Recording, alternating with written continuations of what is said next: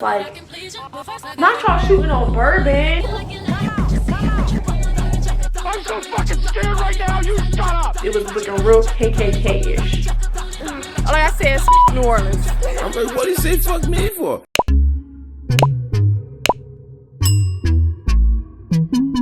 What's up, y'all? It's your girl Chloe the Virgo, and I'm back with another video. If you haven't seen my channel before, I make real, raw, honest videos about my experiences traveling the world, how much it cost me, all the details. It's been a minute since I've filmed for my YouTube channel. I'm excited. This is my first video in my new apartment since I moved from New Orleans. And speaking of, that's what this video is gonna be about today. Oh, there's so much to say, so much I don't want to say. I was this close to not making a video about New Orleans and why I left, when I left. I was just gonna leave it as it was.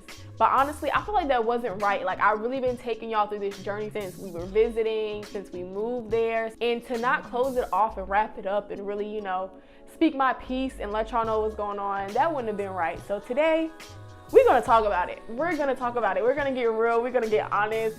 And some people gonna be mad. They're gonna be mad. Let's see, where should I start? If you haven't been keeping up, the summer before last, I was traveling in Costa Rica and Mexico for a few months. Once that was done, you know, I had an opportunity to do something different, step out of my comfort zone and move somewhere that I really wanted to live, which was New Orleans. So fast forward to the fall of 2022, packed all of our stuff, moved to New Orleans, landed there in October. So I visited New Orleans a couple of times before I moved there, but let's just say moving there was a completely different experience. You might think that you know a city, but you don't really know it until you live there. You don't really know it until you had to pay bills there, until you spent at least, you know, consecutive month or two there. Local New Orleans artist B. Mike did a whole exhibit showing that it's really two different perspectives. There's the tourist / transplant with the rose-colored glasses on, then there's the purist. October 2022, moved to New Orleans. In between my travel vlogs, I was making videos about my experiences there. Of course, all the things that I love, the places to eat, the things to do, all the good stuff that I usually love to show y'all on my channel. And after a while, the good stuff started to dwindle and the bad stuff started outweighing the good stuff. So I definitely fell off with making my videos because I just didn't want to come on YouTube and be negative Nancy. I didn't want to come on YouTube and bash somewhere that I wasn't from. I'm very annoyed right now. I wanted to vlog today, but I'm not in a vlogging mood at the moment.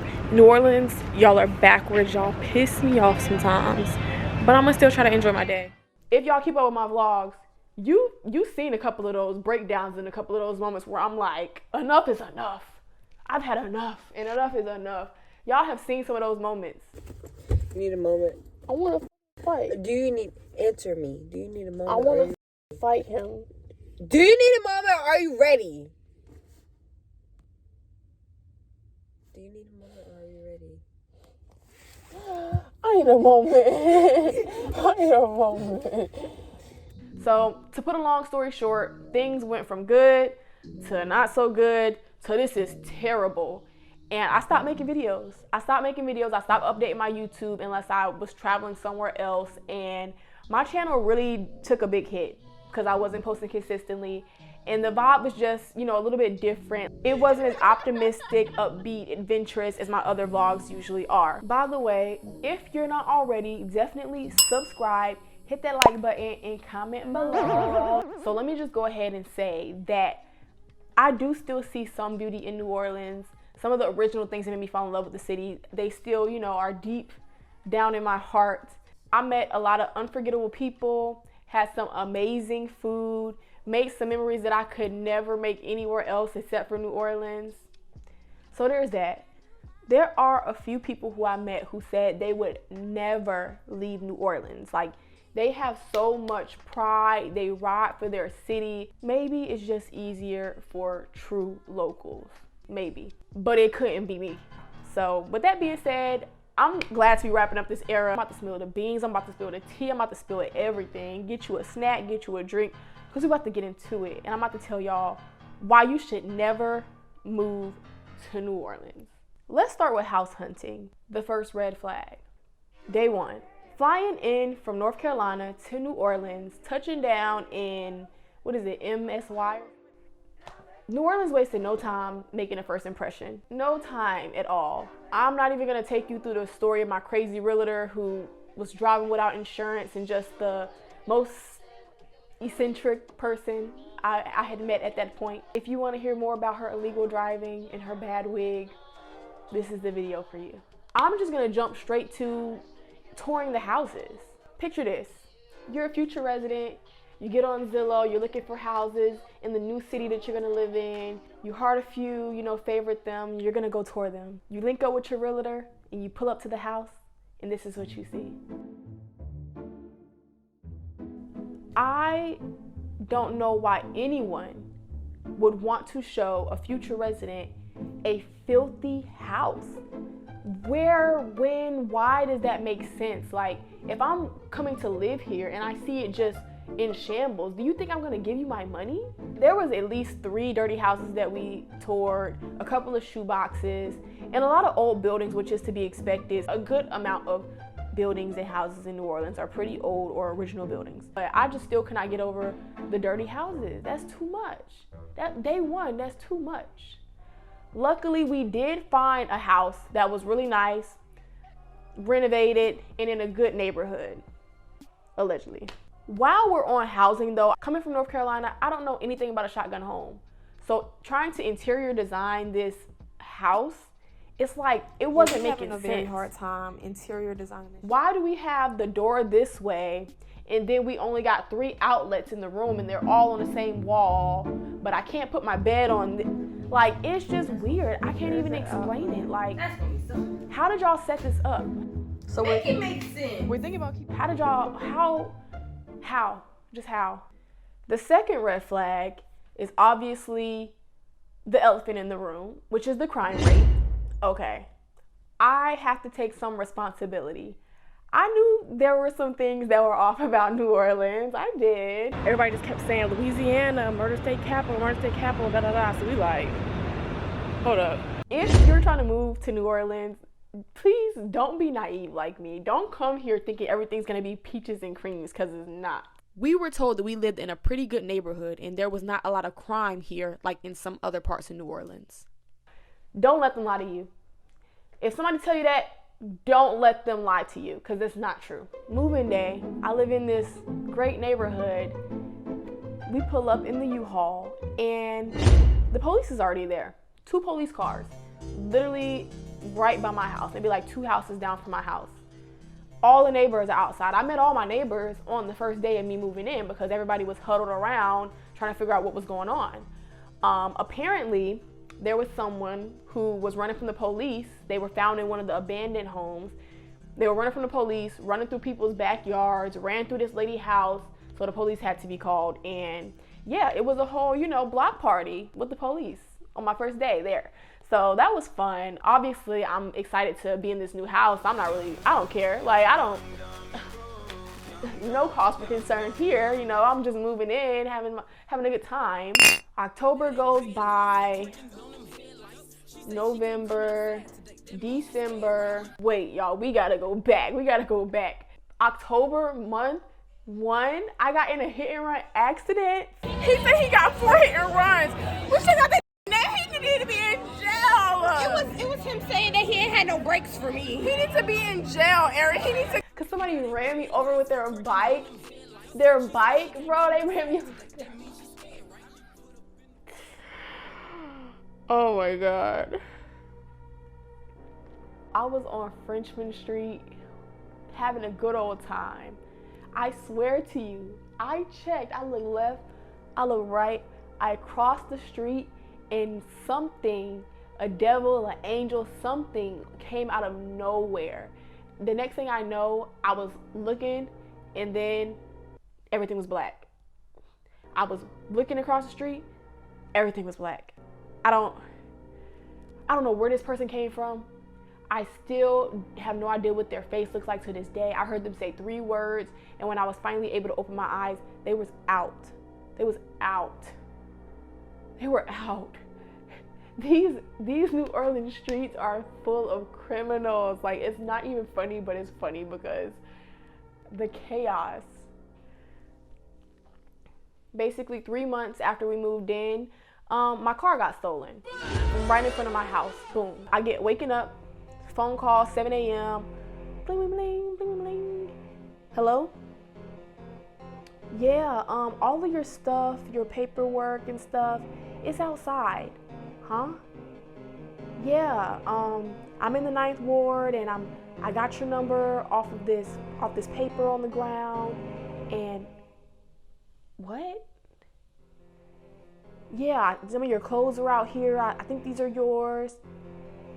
Y'all, the Kia boys stole my car, took my car to the 9th ward, dumped all of my stuff out, and this lady had to call me to let me know because I'm in the bed asleep.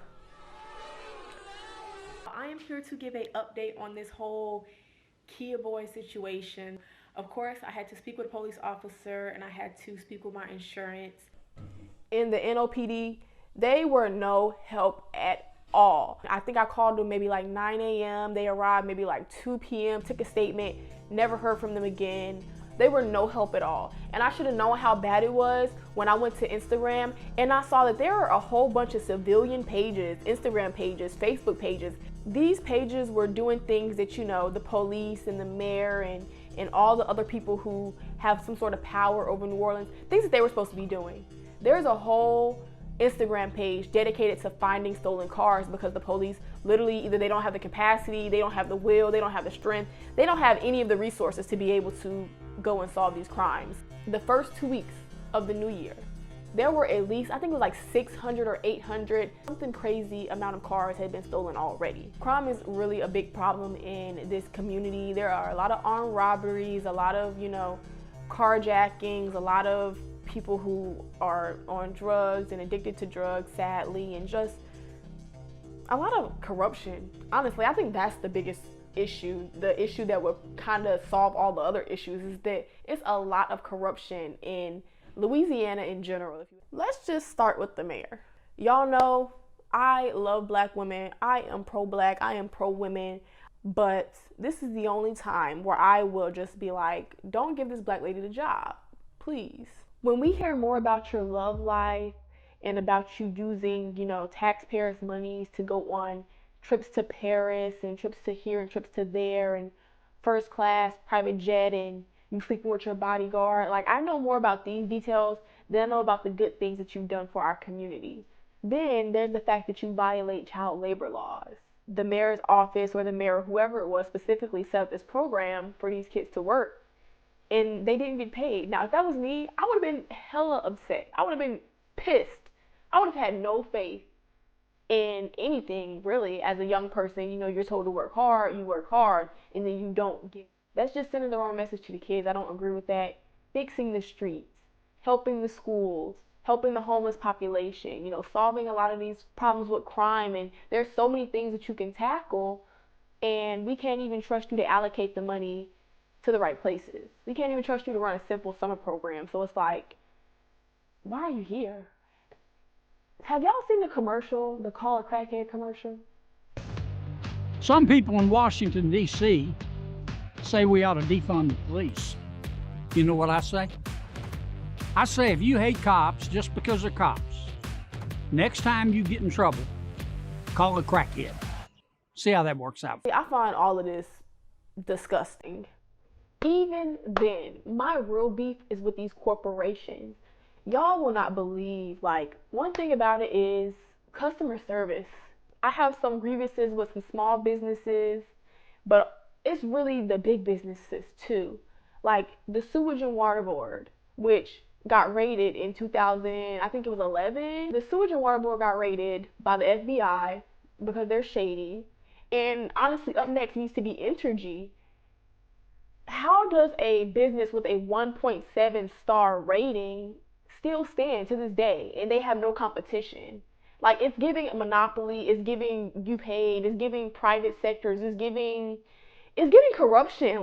Entergy is public enemy number one. I got a $700 light bill from them. 2 people live in that house. we don't use the lights because we keep the windows open. You see this? I like natural sunlight. There's no lights on in this room. So how is my bill $700? So as you keep going through these businesses, it just gets worse and worse. The Wi-Fi company is trash. The sewage and water board is trash. The electric company is trash. It's just, all of it is just trash. It's just trash. What else? Do I even want to get started on car insurance? Because car insurance is high too. I'm not going to get started on that. We're going to move on. We're just going to end this whole chapter on corruption with these oil spills. Ari, I'm not supposed to be laughing. I'm literally not doing anything. Hey, sit right there. You see how you get when I be like, this is how you get when I be trying to help. Because I'm smiling. I'm supposed to be smiling. Just tell people that will make you happy. It's okay. Oh, wait. Okay, so you missed it. Wait in the back, guys. Okay. I'll let I miss you up. We're going to end this chapter on corruption with these oil spills that no one is taking accountability for. Yeah, I'm going to just say, don't you dare drink a cup of water out of a tap in New Orleans. Don't you dare do it. And you know what?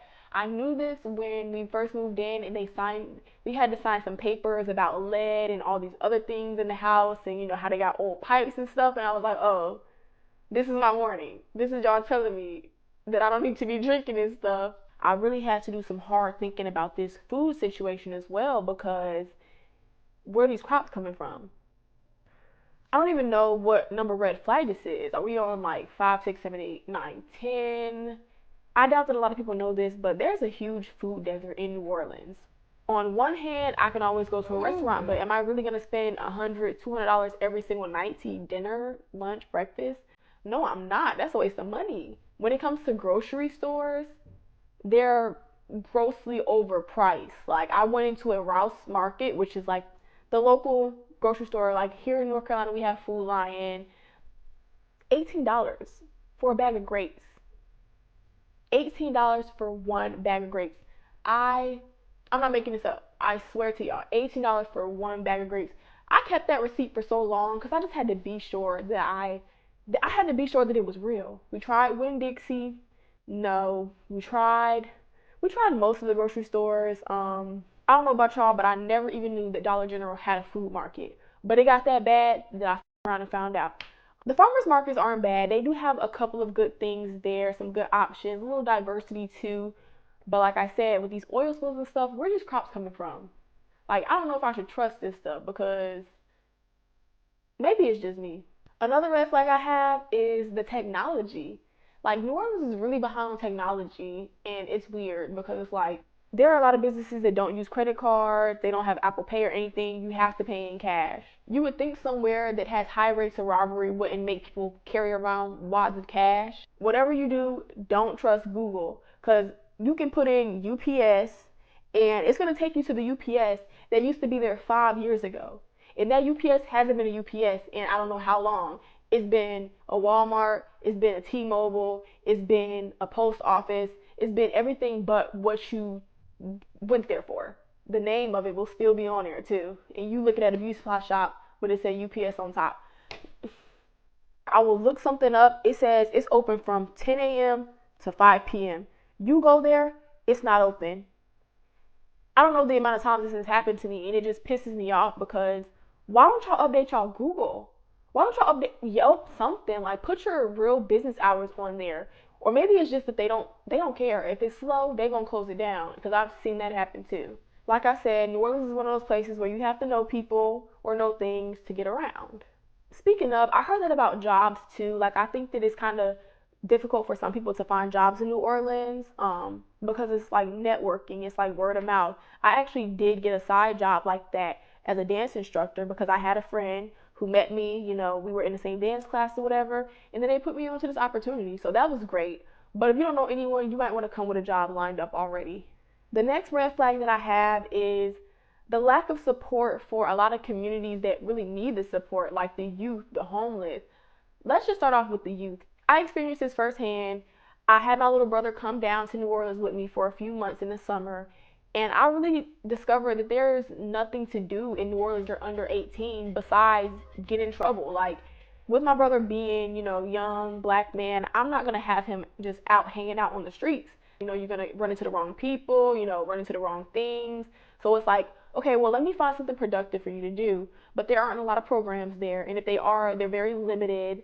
There aren't a lot of cool places to go, like maybe a mall, even a bowling alley. There are bars in almost every bowling alley, so you have to go before a certain time, or you have to be 21. And it's like, if I can't get into the bowling alley before 5 without an ID, like, even the school system, it seems privatized in classes. Share the resources.